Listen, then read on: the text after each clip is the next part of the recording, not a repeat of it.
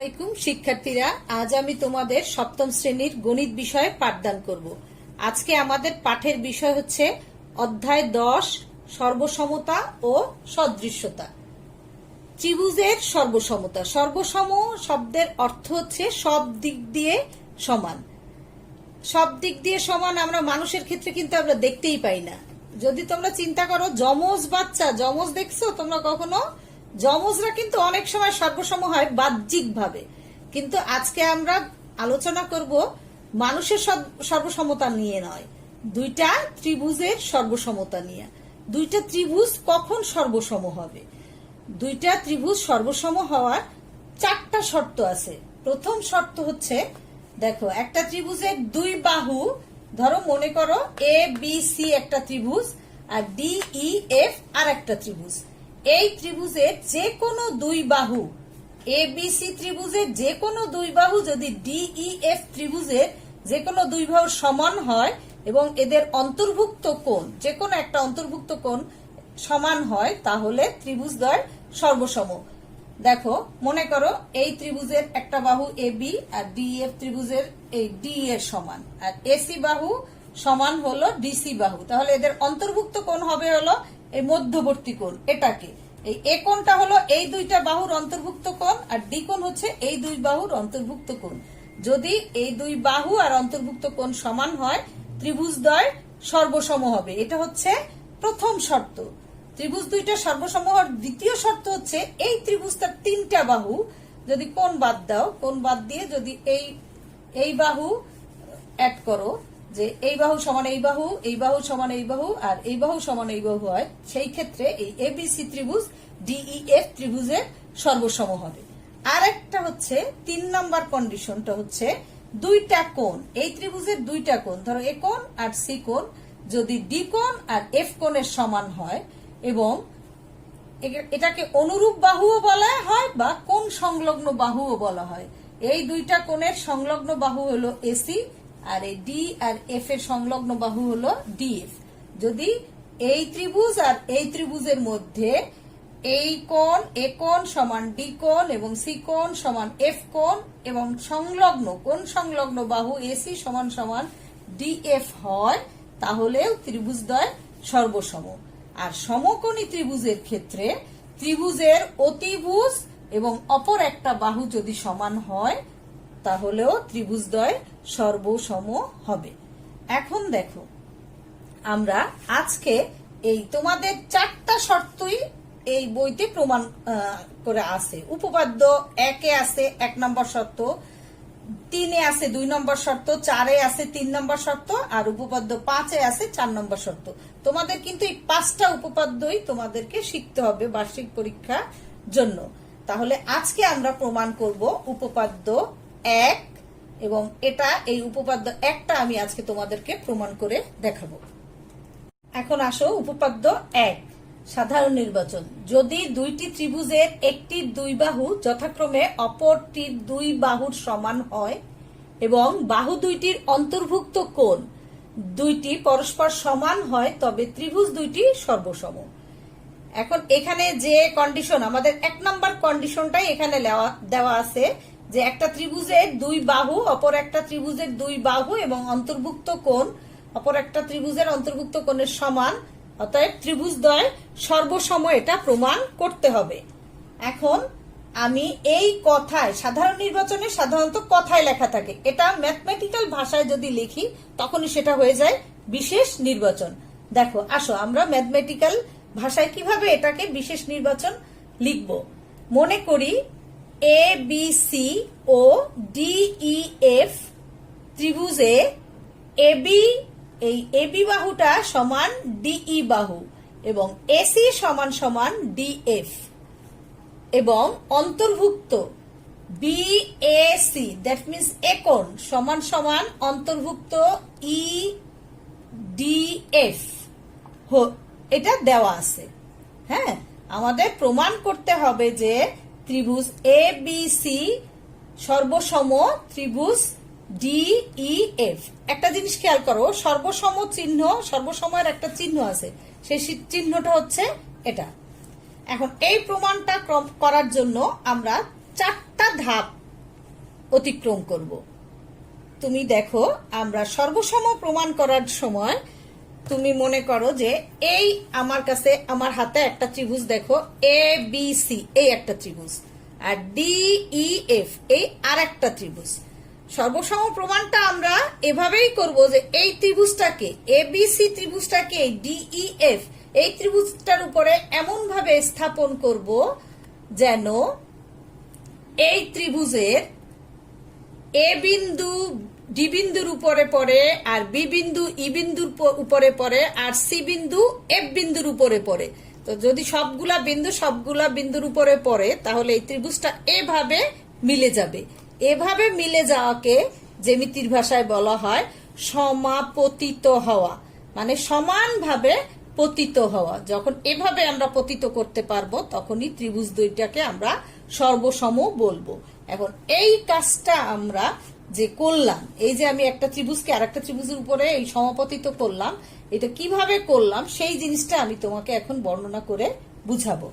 আসো তাহলে আমরা প্রথমে প্রমাণের প্রথম ধাপ দেখো, এ বি সি ত্রিভুজকে ডিই এফ ত্রিভুজের উপরে এমন ভাবে স্থাপন করি যেন এ বিন্দু এই ডি বিন্দুর উপরে পড়ে এবং এই এ বি বাহুটা ডিই বাহুর উপরে পড়ে। যেহেতু দেওয়া আছে এ বি সমান সমান ডিই, অতএব বি বিন্দু অবশ্যই ই বিন্দুর উপরে পড়বে। তাহলে দেখো, আমার 1 নম্বর ধাপে আমি এমন ভাবে স্থাপন করছি যাতে এ বিন্দু এই ত্রিভুজটাকে এই ত্রিভুজের উপরে এমন ভাবে স্থাপন করেছি যাতে এ বিন্দু ডি বিন্দুর উপরে পড়ে প্রথমেই। আর এই স্থাপন করার পর যেহেতু এ বি বাহু ডিই বাহু বরাবর পড়ছে, আবার এ বি সমান সমান ডিই দেওয়া আছে, তাহলে বি বিন্দু অবশ্যই ই বিন্দুর উপর পড়বে। তাহলে আমার এ বিন্দু ডি বিন্দুর উপরে আর বি বিন্দু ই বিন্দুর উপরে এই দুইটা বিন্দু কিন্তু আমার পড়া হয়ে গেছে, ই বিন্দুর উপরে পড়া হয়ে গেছে। এই 1 নম্বর ধাপে আমার এই দুইটা বিন্দু আমি দুইটা বাহুর উপরে পড়লো। এখন 2 নম্বর ধাপে আমি কি লিখবো, যেহেতু এই কোণটা সমান এই কোণটা অন্তর্ভুক্ত, এই কোণটা সমান এই কোণটা দেওয়া আছে, তাহলে এই বাহু যদি এই বাহুর উপরে পড়ে আর এই কোণটা যদি এই কোণটার উপরে সমান হয় তাহলে অবশ্যই এসি বাহু ডিএফ বাহুর উপরে পড়বে। তাহলে কি হলো, এসি বাহুটা ডিএফ বাহুর উপরে পড়বে। হ্যাঁ, তারপরে যেহেতু আবার দেওয়া আছে এসি সমান সমান ডিএফ, আমার এখানে কিন্তু দেওয়া আছে এসি সমান সমান ডিএফ, তাহলে অবশ্যই যদি এ বিন্দু ডি বিন্দুর উপরে পড়ে আবার এসি বাহু ডিএফ বাহুর সমান হয় তাহলে অবশ্যই সি বিন্দু এফ বিন্দুর উপরে পড়বে। তাহলে আমার সি বিন্দুও এফ বিন্দুর উপরে পড়ে গেল। ঠিক আছে, তাহলে আমরা তিনটা বিন্দুর এই ত্রিভুজের তিনটা বিন্দুই এই ত্রিভুজের তিনটা বিন্দুর উপরে পড়লো। তাহলে কি হলো, এই ত্রিভুজটা এই ত্রিভুজের উপরে, এই যে আমি আগে দেখালাম না, তিনটা বিন্দুই যদি তিনটার উপর পড়ে তাহলে এই ত্রিভুজটা এভাবে সমপতিত হলো। ঠিক আছে, এই লাইনটাই আমি চতুর্থ ধাপে দেখো, তৃতীয় ধাপে আমরা বললাম এসি ডিএফ বলে সি বিন্দু অবশ্যই এফ বিন্দুর উপরে পড়বে। আর লাস্ট ধাপে আমরা লিখবো এখন বি বিন্দু ই বিন্দুর উপরে আর সি বিন্দু এফ বিন্দুর উপরে পড়ে বলে বিসি বাহু অবশ্যই এই বিসি বাহুটা, এখন যেহেতু বি বিন্দু ই বিন্দুর উপরে আর সি বিন্দু এফ বিন্দুর উপরে পড়ছে তাহলে এই বিসি বাহুটা অবশ্যই ই এফ বাহুর সাথে একেবারে মিলে যাবে। তাহলে পুরা ত্রিভুজটাই আর একটা ত্রিভুজের সাথে একেবারে পুরাপুরি মিলে গেল। এইটাকেই ম্যাথমেটিক্যাল ভাষায় বলা হয় যে এবিসি ত্রিভুজটা ডিএফ ত্রিভুজের উপর সমাপতিত হলো। ঠিক আছে, তাহলেই আমরা বলতে পারবো যে ত্রিভুজ এবিসি সর্বসম ত্রিভুজ ডিইএফ। বুঝতে পারছো শিক্ষার্থীরা? এবার দেখো উপপাদ্য 2। উপপাদ্য 2 এ আমাদের কি আছে চলো দেখি। সাধারণ নির্বাচন, যদি কোনো ত্রিভুজের দুইটি বাহু পরস্পর সমান হয় তবে এদের বিপরীত কোণ দুইটিও পরস্পর সমান হবে। তোমরা সবসময় খেয়াল করবা উপপাদ্যের প্রশ্নের উপপাদ্যের মধ্যে যে সাধারণ নির্বাচন থাকে সেখানেই কিন্তু আমার উপপাদ্যে কি দেওয়া আছে এবং কি প্রমাণ করতে হবে এই দুটোই থাকে। আমাকে এটা দেখে বুঝতে হবে যে এখানে কি দেওয়া আছে এবং কি প্রমাণ করতে হবে। দেখো, আমার দেওয়া আছে কোন ত্রিভুজের দুইটি বাহু পরস্পর সমান। তাহলে আমরা যদি মনে করি এবিসি একটা ত্রিভুজ, যার দুইটি বাহু ধরো এবি এবং এসি, এই দুইটা পরস্পর সমান। আমাকে প্রমাণ করতে হবে যে এই বাহু দুইটার বিপরীত কোণ দুইটিও পরস্পর সমান। তাহলে এবি বাহুর বিপরীত কোণ কোনটা? আমার এবি বাহু হচ্ছে এটা, এটার বিপরীত কোণ এর সামনে যে কোণটা থাকে এটাকেই বলা হয় বিপরীত কোণ। তাহলে এবি বাহুর বিপরীত কোণ হচ্ছে সি কোণ, আবার এসি বাহুর বিপরীত কোণ হচ্ছে এই বি কোণ। তাহলে তোমাদের এই বিপরীত কোণটা বুঝতে হবে। আমার দেওয়া আছে এবি সমান সমান এসি, আর প্রমাণ করতে হবে এই বি কোণ সমান সমান সি কোণ। তাহলে এটা আমি ম্যাথমেটিক্যাল ভাষায় লিখব যে মনে করি এবিসি একটা ত্রিভুজ যার এবি সমান সমান এসি। প্রমাণ করতে হবে যে এই কোণ এবিসি মানে এই কোণটা সমান এসিবি, এই কোণটা। ঠিক আছে, তাহলে এসো আমরা এখন এটা প্রমাণ করব। প্রমাণ করতে হলে দেখো আমার এই যে উপপাদ্যে যে সাধারণ নির্বাচনটা আছে, যে প্রশ্নটা আছে, সেটা থেকে কিন্তু আমার যে চিত্রটা হয় সেটা হচ্ছে শুধুমাত্র এইটুকু, এর থেকে বেশি কিন্তু এখানে নাই। আমি চিত্র কিন্তু এটুকুই, এখানে যে উপপাদ্যে যে কথাটা আছে তাতে আমার চিত্র ঠিক এতটুকু আসবে। এখন এই প্রমাণটা করতে গেলে আমার এই চিত্রেই হবে না, আমার আরো কিছু আঁকা লাগবে। সেই ক্ষেত্রে আমরা কি বলি? আমরা লিখি হচ্ছে অঙ্কন। এখন দেখো অঙ্কনে আমি কি করব? অঙ্কনে করব এই যে এ কোণটা আছে, এ বি সি ত্রিভুজের এই যে এ কোণটা আছে, এই কোণটাকে আমরা সমদ্বিখণ্ডিত করব। দেখো সমান দুই ভাগে ভাগ করব এ কোণটাকে।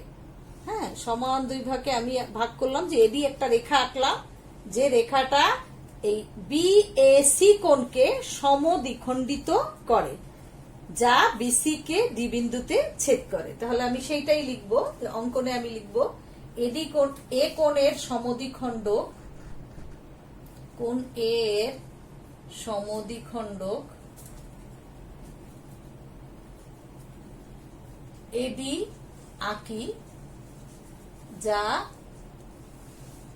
বিসি কে ডি বিন্দুতে ছেদ করে। আমি যে কাজটা করলাম সেই কথাটাই আমি এখন লিখলাম, যে এ কোণের সমদ্বিখণ্ডক এডি আঁকি, যা বিসি কে ডি বিন্দুতে ছেদ করে। ব্যাস, আমার চিত্র আঁকা শেষ। এখন দেখো এই চিত্রে আগে কি একটা ত্রিভুজ ছিল, এ বি সি একটা ত্রিভুজ ছিল। এখন দেখো এডি অঙ্কন করায় এই ত্রিভুজ কয়টা হয়ে গেল? দুইটা হয়ে গেছে। দেখো এ বি ডি আর একটা হলো এ সি ডি। এখন এই দুইটা ত্রিভুজের মধ্যে আমি তুলনা করব। তুলনা করার পর আমি এই দুইটাকে সর্বসম প্রমাণ করব। সর্বসম প্রমাণ করতে যদি আমি পেরে যাই, তাহলেই এই ত্রিভুজের যে কোনো জিনিস সমান সমান আমি এই ত্রিভুজের যে কোনো জিনিস দেখাতে পারবো। এখন দেখো এই কাজগুলো আমরা এখন করব। তাহলে প্রমাণ দিয়ে প্রমাণ লিখে আমি এই কাজ, যে কাজগুলো করব সেগুলো এখন আমরা লিখব। দেখো এ বি ডি এই একটা ত্রিভুজ, আর এ সি ডি এই দুইটা ত্রিভুজের মধ্যে আমার কি কি সমান আছে আমি সেটা আগে দেখব। ত্রিভুজ এ বি ডি ও ত্রিভুজ এ সি ডি এর মধ্যে, এই দুইটা ত্রিভুজের মধ্যে দেখো কি কি সমান। এ বি সমান সমান এসি, মুছে যাচ্ছে, এ বি সমান সমান এসি। এটা কোথা থেকে পেলাম? এটা কিন্তু আমার প্রশ্নেই দেওয়া ছিল। এই দেখো এ বি সমান সমান এসি, এটা হলো দেয়া আছে, এটা আমার প্রশ্নের মধ্যেই দেয়া আছে। এরপর দেখো আরেকটা বাহু, দেখো এ বি ডি এই ত্রিভুজেরও সাধারণ বাহু হচ্ছে এডি। আবার দেখো এ সি ডি এই ত্রিভুজেরও একটা সাধারণ বাহু হচ্ছে এডি। তাহলে আমরা লিখতে পারি এডি বাহু, দুইটা ত্রিভুজের মধ্যেই কিন্তু এডি বাহু আছে, তাহলে দুইটা ত্রিভুজই সমান। এটা কি বলা হয়? কমন বাহু, বা বাংলায় বলে সাধারণ বাহু। দুইটা ত্রিভুজের একটা কমন বাহু হচ্ছে এডি, এটা সাধারণ বাহু বলে। এই দুইটা সমান। তাহলে আমার এই দুইটা ত্রিভুজের মধ্যে আমি দুইটা বাহু কিন্তু সমান সমান পেয়ে গেলাম। এই বাহু সমান এই বাহু, আর এই বাহু সমান সমান এই বাহু। এখন দেখো এ কোণটাকে কিন্তু আমি সমদ্বিখণ্ডিত করেছি, দুইটা সমান ভাগে ভাগ করেছি। এ কোণটাকে এই যে অঙ্কনেই কিন্তু লিখছি, এ কোণের সমদ্বিখণ্ডক এডি আঁকি, মানে এডি রেখাটা এ কোণটাকে সমান দুই ভাগে ভাগ করেছে। তার মানে এই কোণটা সমান এই কোণটা। তাহলে দেখো এই বাহু সমান এই বাহু দুইটা ত্রিভুজের, আবার এই বাহু সমান সমান এই বাহু, আর এই কোণটা তাহলে কি দুইটার মধ্যবর্তী কোণ। মধ্যবর্তী কোণকে আমরা কি সুন্দর ভাষায় কি বলি, অন্তর্ভুক্ত কোণ।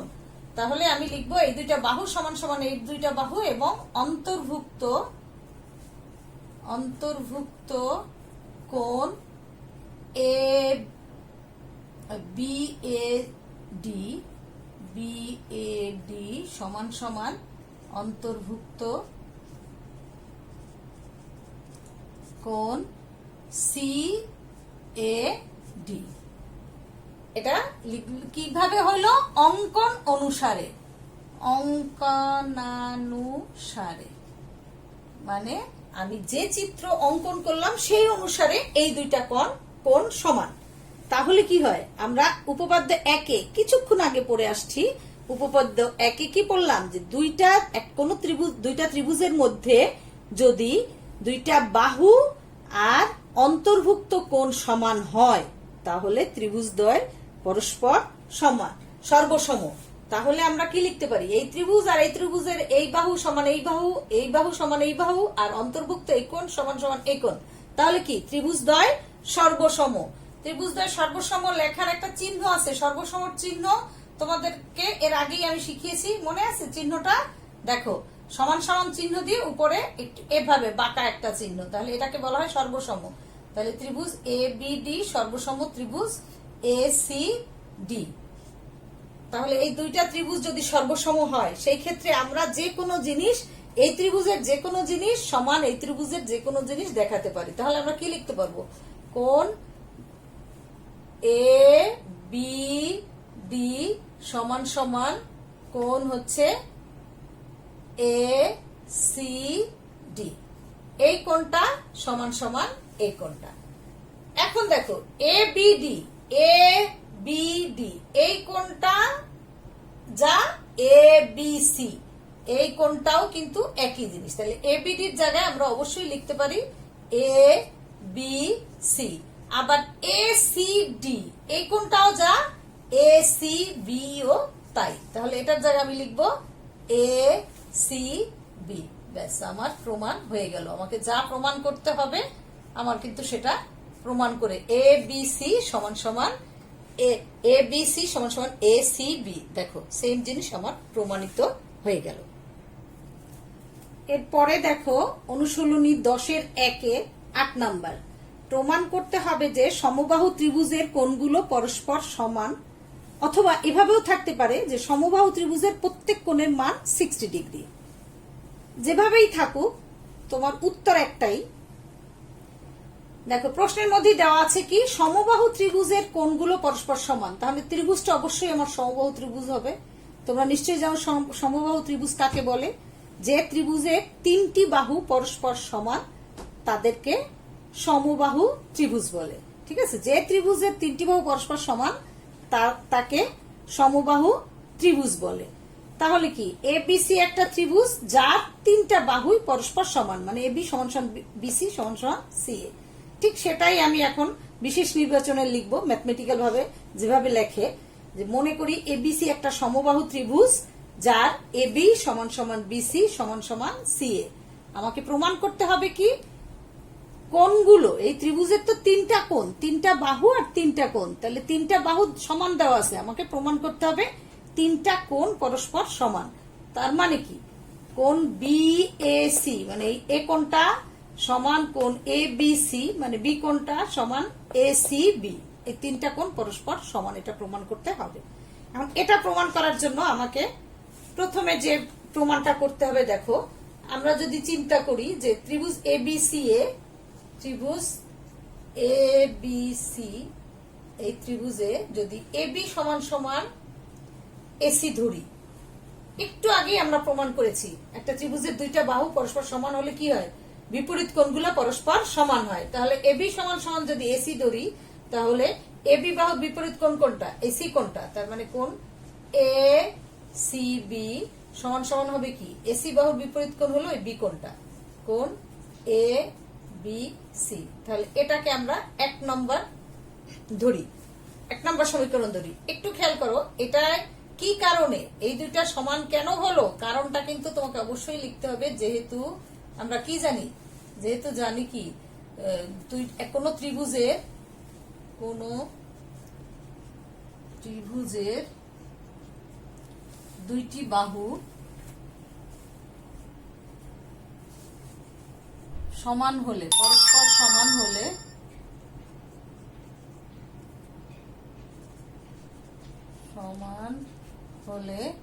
এদের বিপরীত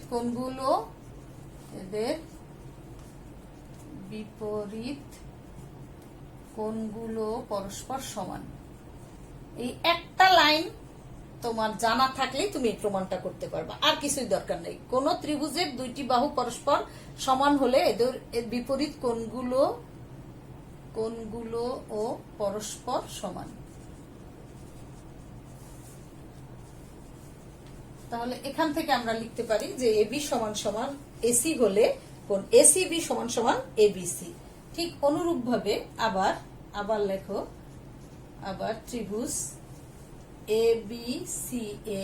এবার ধরো এবি সমান সমান বিসি, এবি সমান সমান যদি বিসি হয় তাহলে এবি এর বিপরীত কোণ কোনটা? এসিবি। তাহলে কোণ এসিবি সমান সমান কি হবে? বিসি এর বিপরীত কোণ হচ্ছে এই কোণটা বিএসি, কোণ বিএসি। এটা আমরা দিই 2 নম্বর ইকুয়েশন, কারণ ওই একই। হ্যাঁ, একই লিখলেই হয়, একই কারণটা, দুইটার কারণই ওই একই। এটার কারণও যা, এটারও একই কারণ, দুইবার লেখার দরকার নেই। ঠিক আছে, একবার লিখলেই হয় বা একই লিখলেও হয়, বা কিছু যদি না লেখো তাহলেও হবে। কারণ এই একবার তুমি একটা কারণ লিখছো, এই কারণটা আবার দুইবার লেখার কোনোই দরকার নেই, ব্যাস। তাহলে আমরা 1 আর 2 থেকে দেখো, এসিবি সমান একবার হলো এবিসি, আবার এসিবি সমান হলো বিএসি। তাহলে আমরা লিখতে পারি এসিবি সমান সমান যদি এটা হয়, আবার এটা সমান সমান এটা হয়, তাহলে দেখো আমরা কি লিখতে পারি। অতএব 1 ও 2 থেকে পাই, 1 ও 2 থেকে আমরা কি পাই, দেখো কি পাই, যে কোণ এসিবি সমান সমান কোণ এবিসি সমান সমান কোণ বিএসি। এটাই কিন্তু আমাকে প্রমাণ করতে হবে। তাহলে এটা আমার প্রমাণিত হয়ে গেল। একটু গুছায় লিখলে লিখতে পারো যে বিএসি, এভাবে গুছায়ও লিখতে পারো, বাস এটাও একই কথা, যে প্রত্যেকটা কোণ পরস্পর সমান। এখন দেখো এর পরের কথাটা, যদি তোমার এইভাবে না থেকে প্রত্যেকটা কোণ পরস্পর সমান থাকে, তাহলে তোমার এটুক লিখলেই তোমার শেষ, প্রমাণিত হয়ে গেল।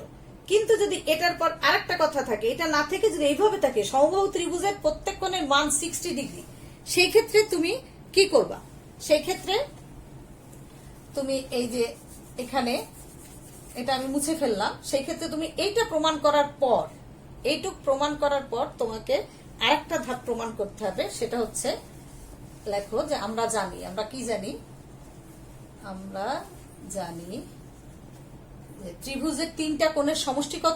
80 ডিগ্রি। তাহলে ত্রিভুজ এবিসি এর কোণ বিএসি যোগ কোণ এবিসি যোগ কোণ এসিবি সমান সমান 180 ডিগ্রি, বা কোণ বিএসি যোগ কোণ বিএসি, মানে প্রত্যেকটা কোণ যেহেতু সমান, আমি প্রত্যেকটা কোণের মান লিখবো বিএসি যোগ বিএসি যোগ বিএসি সমান সমান 180 ডিগ্রি, বা 3বিএসি, 3টা বিএসি যেহেতু আমি লিখবো 3বিএসি সমান সমান 180 ডিগ্রি, বা বিএসি সমান সমান, দেখো এখানে 103টা যদি আমি এই পাশে নিয়ে যাই তাহলে গুণ আকারে আছে, এটা এই পাশে গেলে ভাগ হয়ে যাবে, তাহলে এটা কাটাকাটি করলে হয় 60 ডিগ্রি। অতএব কোণ বিএসি সমান সমান 60 ডিগ্রি। তাহলে আমরা যেহেতু বিএসি কোণের মান আমরা 60 ডিগ্রি পেয়ে গেলাম, আর এর আগে দেখলাম কি আমরা প্রত্যেকটা কোণের মান সমান, তাহলে আমরা লিখতে পারি, অর্থাৎ দিয়ে আমরা লিখতে পারি কোণ এ বি সি সমান সমান কোণ বিএসি কোণ সমান সমান এসিবি, হ্যাঁ, সমান সমান 60 ডিগ্রি প্রমাণিত। তাহলে আমি দুইভাবেই প্রমাণ করতে পারবো। যদি এভাবে থাকে যে প্রত্যেকটা কোণের মান সমান, তাহলে আমার এইটুক লিখলেই যথেষ্ট, যে কোন এসিবি সমান সমান বিএসি সমান সমান বি এবিসি। আর যদি থাকে প্রত্যেকটা কোণের মান 60 ডিগ্রি, সেই ক্ষেত্রে আমার এই ধাপটা অতিরিক্ত করতে হবে। তাহলে শিক্ষার্থীরা তোমরা নিশ্চয়ই এটা খুব সুন্দরভাবে বুঝতে পেরেছো।